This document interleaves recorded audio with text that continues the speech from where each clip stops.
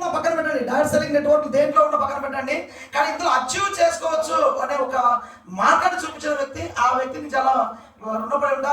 ఆ వ్యక్తి ద్వారా వేరే బిఫోర్ కంపెనీలో జాయిన్ అయ్యాను.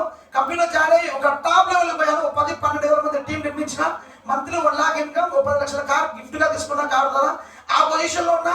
కానీ నన్ను జాయిన్ చేయించిన వ్యక్తి సేమ్ ఆయన మాటలో విని మళ్ళీ XYZ ఇంకో కంపెనీలో ఫైనాన్స్ దాంట్లో కొద్దిగా ఇన్వెస్ట్ చేసి చాలా వరకు డబ్బులు లాస్ చేసినాం క్రిప్టో కరెన్సీ. చాలా మంది తెలుసు కదా.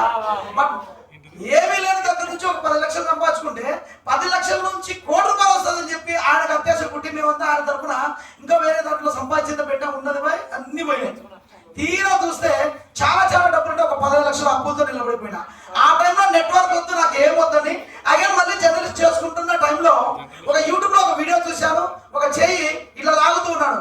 ఏంటప్ప ఇదంతా వీడియో, ఇంకా ఇప్పుడు జనాలు మోసం చేస్తున్నారా, బెల్ట్ పెట్టక ముందు లాగేది, బెల్ట్ పెట్టినాక ఎందుకు నిలబడుతున్నాడు, ట్రిక్ చేస్తున్నాడు, మ్యాజిక్ చేస్తున్నాడు, ఇంకా మమ్మల్ని మోసం చేస్తారా మీరు ఎందుకని అలా చెప్పేసి ఒక డౌట్ వచ్చింది.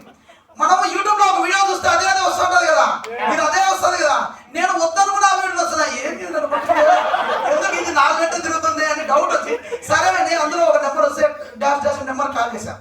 చేస్తే ఆ వ్యక్తి ఫస్ట్ ఫోన్ చేశాడు. నేను నెట్వర్క్ సార్ ఇలాగని చెప్తే ఉండు లైన్ ఉండు, ఇంకొక లైన్ సార్ కొద్దిగా చెప్పినా నెట్వర్క్ చేశాను సార్, ఎందుకు మోసం చేస్తున్నారు మీరు అంటే మీతో నేను మాట్లాడలేను, ఒక్క నిమిషం లైన్ ఉండు సార్ ప్లీజ్ అని ఇంకొక లైన్ లో కట్టినాను సార్.